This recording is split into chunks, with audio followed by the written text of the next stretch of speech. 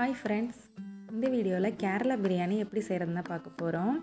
எப்போதும் ஒரே மாதிரியே பிரியாணி செஞ்சு சாப்பிட்டுட்ருக்கோம்ல, சரி ஒரு சேஞ்சுக்கு மைல்டாக ஒரு பிரியாணி செஞ்சு சாப்பிட்லான்ட்டு தான் கேரளா பிரியாணி சூஸ் பண்ணோம். வாங்க எப்படி செய்கிறதுன்னு பார்க்கலாம். நான் சீரக சம்பா ரைஸ் 2 கப் எடுத்திருக்கேன். இந்த அரிசியை ஒரு 2-3 டைம் நல்லா வாஷ் பண்ணிவிட்டு ஒரு 1 ஹவர் ஊற வச்சுக்கணும்.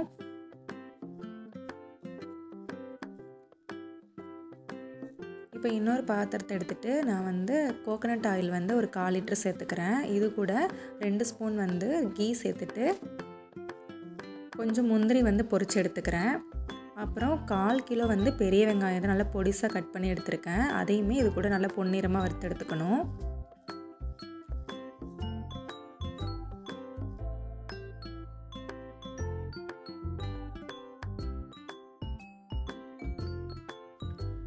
ஃப்ளேம் லோவாக வச்சுக்கோங்க. ரொம்ப தீஞ்சிராமல் நல்லா அதோட ஃப்ளேவர் வர்ற வரைக்கும் தான் வறுத்தெடுக்கணும். கொஞ்சம் அந்த ரொம்ப வறுத்துட்டாலுமே அதோட டேஸ்ட்டே நல்லாயிருக்கு, கசத்துரும். அதனால் வெங்காயம் மட்டும் நல்லா பொன்னிறமாக வறுத்தெடுத்துக்கோங்க. இப்போது இஞ்சி, பூண்டு, பச்சை மிளகாய், இதுக்கு நான் ஃபுல்லாக காரம் பச்சை மிளகாய் மட்டும்தான் யூஸ் பண்ணியிருக்கேன். மிளகாய் தூள் சேர்க்க போகிறதுல நல்ல காரமான பச்சை மிளகாய் நான் 10 எடுத்துருக்கிறேன். இஞ்சி 50 கிராம் எடுத்துருக்கிறேன். பூண்டு 100 கிராம் எடுத்துருக்கிறேன்.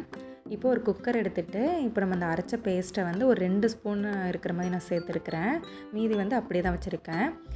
இப்போ நல்லா மட்டன் வாஷ் பண்ணிவிட்டு இதில் கொஞ்சம் கூட தண்ணி இல்லாமல் எடுத்துக்கணும். இது கூட நல்லா இந்த இஞ்சி பூண்டு பேஸ்ட்லேயே நல்லா வதக்கி எடுத்துக்கணும். கொஞ்சம் உப்பு சேர்த்துக்கிறேன். கரம் மசாலா தூளும் மிளகாய் தூளும் நான் ஆட் பண்ணிக்கிறேன். இது எல்லாமே நல்லா வதக்கிட்டு கொஞ்சமாக புதினா இலையும் கொத்தமல்லி இலையும் சேர்த்துட்டு இதை நல்லா மூடி போட்டு தண்ணிலாம் இதுவே விடும். அதனால் நம்ம தண்ணி சேர்க்க தேவையில்லை. இதை நல்லா அந்த மட்டன் வேகிற அளவுக்கு மட்டும் நான் விசில் வச்சு எடுத்துக்கிறேன். இது வெந்ததுக்கப்புறம் நம்ம பார்த்திங்கன்னா இதில் கொஞ்சம் தண்ணி இருக்கும். அது நல்லாமே நம்ம ட்ரை பண்ணிவிட்டு தான் நம்ம சேர்க்கணும். இப்போ இதில் கொஞ்சம் தண்ணி இருக்குது. இது எல்லாமே நல்லா கொதிக்க வச்சு கொஞ்சம் கூட தண்ணி இல்லாமல் வற்ற வச்சு எடுத்துக்கலாம். இப்போ நம்ம ஊற வச்ச அரிசியை வடித்து எடுத்துக்கணும். கொஞ்சம் கூட அதில் தண்ணி இருக்கக்கூடாது. இன்னொரு பாத்திரத்தை எடுத்துகிட்டு இப்போ வெங்காயம் பொரிச்ச எண்ணெய் ஒரு 2 ஸ்பூன் சேர்த்துக்கலாம். இது கூட பட்டை, கிராம்பு, ஏலக்காய் இது எல்லாமே வாசனைக்காண்டி சேர்த்துட்டு இப்போ நம்ம என்ன பண்ணுறோன்னா இதெல்லாமே பொரிஞ்சதுக்கப்புறம் 2 கப் அரிசி எடுத்தோம்ல, அதுக்கு நான் 3 கப் தண்ணி சேர்க்கணும். அதுக்கு பதிலாக நான் 2 கப் தேங்காய் பால் சேர்க்குறேன். நான் தேங்காய் பால் சேர்க்கும் போது அந்த சாப்பாடு ரொம்ப டேஸ்ட்டாக இருக்கும். அதனால் நான் தேங்காய் பால் சேர்த்துக்கிறேன். 2 கப் தேங்காய் பாலும் 1 கப் தண்ணியும் சேர்த்துக்கிறேன். இப்போ இது எல்லாமே நல்லா கொதிச்சதுக்கப்புறம் இதுக்கு தேவையான உப்பு சேர்த்துட்டு நம்ம தண்ணி இல்லாமல் வடித்து வச்சுருக்க அரிசியுமே இது கூட சேர்த்துக்கலாம். இப்போது இந்த அரிசி இது கூட நல்லா வெந்து நல்லா பிரண்டு வரும்போது நான் ஒரு லெமன் ஜூஸ் இதில் சேர்த்துக்கிறேன். லெமன் ஜூஸ் எதுக்கு சேர்க்குறோன்னா அந்த சோறு ஒன்றோட ஒன்று ஒட்டாமல் இருக்கும். அப்புறம் இந்த சாப்பாடுக்கு தேவையான புளிப்புமே அதில் கிடச்சிரும். இது எல்லாமே நல்லா வெந்து வந்ததுக்கப்புறம் இது மூடி போட்டு தனியாக அப்படியே வச்சுக்கலாம். இப்போ நம்ம மட்டன் மசாலா ரெடி பண்ணணும். இப்போ இன்னொரு பாத்திரத்தை எடுத்துகிட்டு அதில் கொஞ்சமாக இந்த வெங்காயம் பொரிச்ச எண்ணெய் தான் நான் அதில் சேர்க்குறேன். 100 கிராம் பெரிய வெங்காயம் சேர்த்துக்கிறேன். இது எல்லாமே நல்லா வதங்கினதுக்கப்புறம் ஒரு 3 தக்காளி இதில் கூட சேர்த்துக்கிறேன். அதையும் நல்லா வதக்கிட்டு இதுக்கு தேவையான அளவு உப்பும் சேர்த்து இது நல்லா இதில் வதக்கி எடுத்துக்கணும். தக்காளி பச்சை வாசனைலாம் இல்லாமல் நல்லா வதங்கிடணும். இப்போது நம்ம இஞ்சி, பூண்டு, மிளகாய் சேர்த்தோம்ல, மீதி இருக்கிற அந்த பேஸ்ட்டையும் இது கூட சேர்த்து நல்லா வதக்கிட்டு பெப்பரும் கரம் மசாலா தூளும் இது கூட சேர்த்துக்கணும். இதுக்கு காரம்னு பார்த்திங்கன்னா பெப்பரும் அந்த பச்சை மிளகாயோட காரம் தான். அதனால் நீங்கள் நல்லா காரமான பச்சை மிளகாய் சேர்த்துக்கோங்க. இல்லை உங்களுக்கு இன்னும் காரம் ஜாஸ்தி வேணும்னா நீங்கள் மிளகாய் தூள் கூட சேர்த்துக்கலாம். இப்போ நம்ம மட்டன் நல்லா தண்ணியிலே இல்லாமல் வற்ற வச்சு வச்சுருந்தோம். அதையும் இது கூட சேர்த்துட்டு நல்லா இந்த மசாலா கூட பிரட்டி எடுத்துக்கணும். இது கூட கொஞ்சமாக நான் தயிர் சேர்த்துக்கிறேன். ஒரு ஸ்பூன் சேர்த்துக்கிறேன். இது எல்லாமே நல்லா இது கூட பிரட்டி எடுத்துக்கணும்.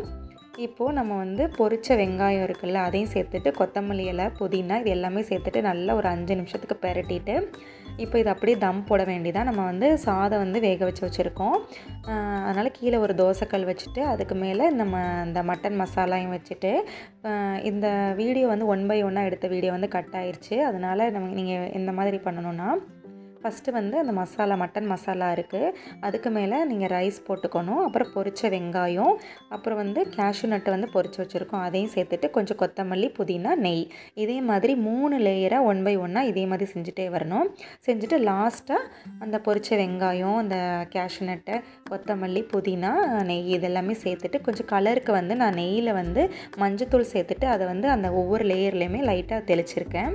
அந்த எல்லோ கலர் வந்து நல்லாயிருக்கும், நம்ம சாப்பிடும் போது அந்த பரிமாறும் போது அந்த கொஞ்சம் எல்லோயிஷாக இருக்கிறது அழகாக இருக்கும். அதனால் நான் கொஞ்சம் அந்த மஞ்சத்தூள்ஸ் ஆட் பண்ணியிருக்கேன். அவ்வளோதான். இதை அப்படியே மூடிட்டு ஒரு அரை மணி நேரத்துக்கு அப்படியே தம் வச்சுருங்க. கீழே ஒரு தோசைக்கல், மேலே வந்து இந்த சாப்பாடு, அதுக்கு மேலே வந்து ஹாட் வாட்டர் வச்சு நான் ஒரு அரை மணி நேரத்துக்கு இது ஓப்பனே பண்ணக்கூடாது. அரை மணி நேரத்துக்கு அப்புறம் அது நல்லா சூப்பராக தம்மாக இருக்கும். சாதமே நம்ம ஏற்கனவே வேக வச்சது தான், அதனால் நம்ம இது வந்து எல்லாமே சேர்ந்து தம் ஆகணும். அதுக்கு தான் நம்ம இந்த மாதிரி பண்ணுறோம். இந்த பிரியாணி வந்து ஒரு மைல்டாக நல்லா செம்ம ஸ்மெல்லாக இருந்தது, சூப்பராக இருந்தது. இந்த மாதிரி ஒரு டைம் வந்து இந்த கேரளா பிரியாணி ட்ரை பண்ணி பாருங்கள், ரொம்ப சூப்பராக இருந்தது. இதில் உள்ள மட்டன் பீஸ் நல்லா வெந்திருந்தது. இந்த சாதம் வந்து ரொம்ப டேஸ்ட்டாக இருந்தது, ஏன்னா நம்ம தேங்காய் பால்ல செஞ்சுருக்கோமா, அதனால் ரொம்ப டேஸ்ட்டாக இருந்தது. இந்த சாதமும் அந்த மட்டன் மசாலாவோட சேர்த்து சாப்பிடும்போது சூப்பராக இருந்தது. இதுக்கு நான் சைடிஷ் என்ன பண்ணியிருந்தேன்னா, ஈரல் வந்து பெப்பர் ஃப்ரை மாதிரி வறுத்துருந்தேன். செம்ம காம்பினேஷன், சூப்பராக இருந்தது, ரொம்ப டேஸ்ட்டாக இருந்தது. நல்ல மைல்டான ஒரு டேஸ்ட்டு, ஸ்மெல்லு செம்மையாக இருந்தது. இந்த மாதிரி நீங்களும் இந்த பிரியாணி ட்ரை பண்ணி பாருங்கள். குழந்தைங்களுக்கு வந்து ரொம்ப பிடிக்கும், ஏன்னா காரம் கம்மியாக இருந்தனால அவங்க ரொம்ப லைக் பண்ணி சாப்பிடுவாங்க.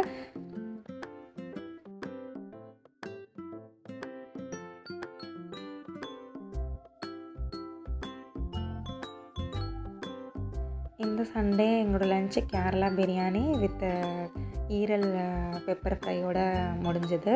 ரொம்ப சூப்பராக இருந்தது. நீங்களும் இந்த பிரியாணி ட்ரை பண்ணி பாருங்கள். இந்த வீடியோ உங்களுக்கு பிடிச்சிருந்துச்சுன்னா மறக்காமல் லைக் பண்ணுங்கள், ஷேர் பண்ணுங்கள். புதுசாக நம்ம சேனல் பார்க்குறவங்களா இருந்தால் மறக்காமல் சப்ஸ்கிரைப் பண்ணிடுங்க. தேங்க்ஸ் ஃபார் வாட்சிங்.